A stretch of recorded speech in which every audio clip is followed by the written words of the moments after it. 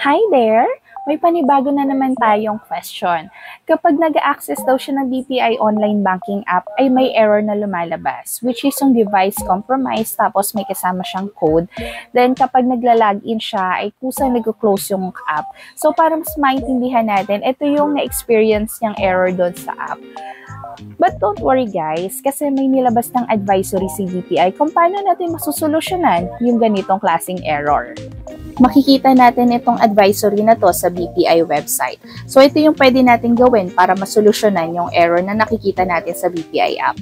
Una ay disable the allowed permissions of your antivirus app. Paano pupunta doon? Punta ka lang ng settings, then apps, then permissions, and temporarily disable the app permissions bago tayo mag-try ulit na mag-access application. Pero kung wala kayong nakikitang ganong settings sa phone ninyo, ay pwede nyo pong i-turn off yung old install apps doon sa accessibility settings ninyo. Paano nga ba pumunta doon? Sa settings lang, then hanapin na accessibility, then may mga makikita kayo na installed apps doon. Then itry nyo pong i-disable yung mga apps para malaman natin kung anong app ba yung nagiging sanhi, bakit nagkakaroon ng error yung ating BPI online banking.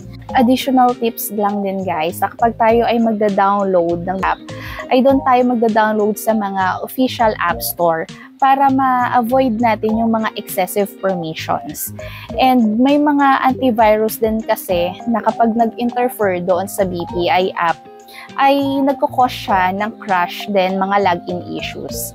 So I hope nakatulong itong video sa inyo. If you have any banking inquiries, I feel free to comment down below and itatry natin sagutin yan.